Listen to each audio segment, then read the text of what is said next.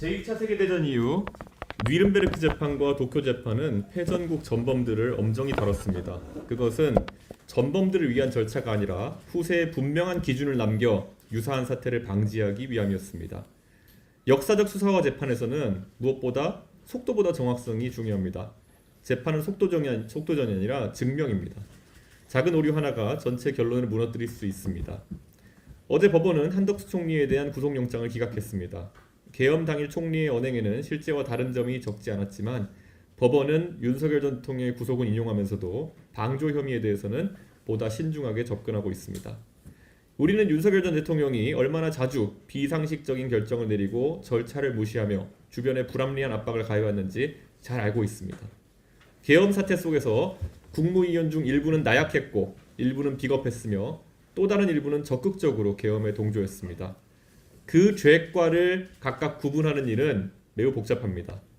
그러나 그 과정은 오히려 방어권이 최대한 보장된 상태에서 진행돼야 합니다. 주범인 윤석열 대통령이 이미 구속된 상황에서 방조범의 증거인멸 가능성은 크지 않습니다. 언론 단전 단수나 병력 투입을 지시한 공범 수준이 아니라면 방조 혐의에 대해서는 불구속 수사가 원칙이어야 합니다. 검찰개혁 논의에서도 우리는 최근에 민주당의 모순을 다시 한번 확인하고 있습니다.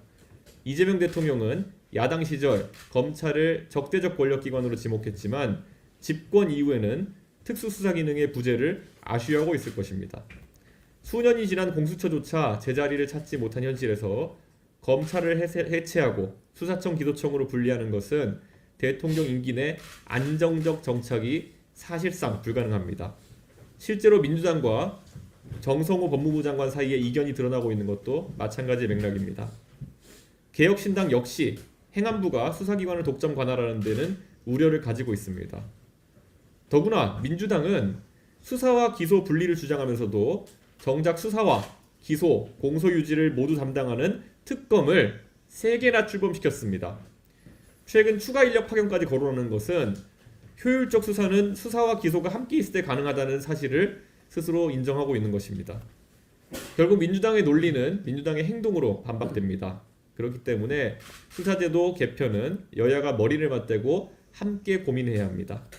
개혁신당은 내일 수사제도에 대한 자체 토론회를 개최합니다. 언론인 여러분의 많은 관심 부탁드립니다. 국민의힘에 대해서도 한 말씀 드리겠습니다. 국민의힘에도 새로운 지도부가 들어섰습니다. 저는 이미 제 SNS를 통해 장동혁 대표의 당선을 축하드린 바 있습니다.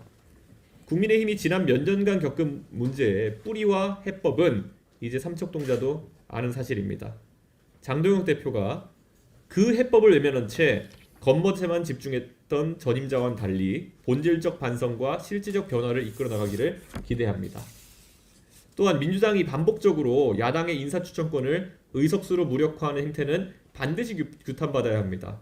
그러나 동시에 국민의힘 역시 논란이 덜한 인물을 추천할 정도의 최소한 성의는 보여야 할 것입니다. 또한 모든 상임위를 보이콧하겠다는 주장은 옳지 않습니다.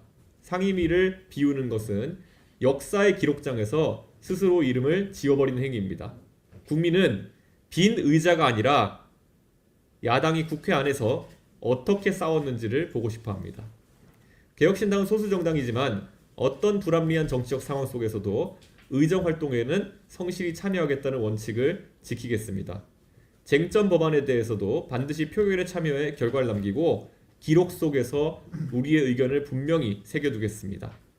이재명 정부가 독주를 이어간다 하더라도 국민이 바라는 것은 국회를 비우는 모습이 아니라 국회 안에서 합리적으로 지적하고 대안을 제시하는 모습일 것입니다. 개혁신당은 그 기대에 항상 부응하기 위해 노력하겠습니다.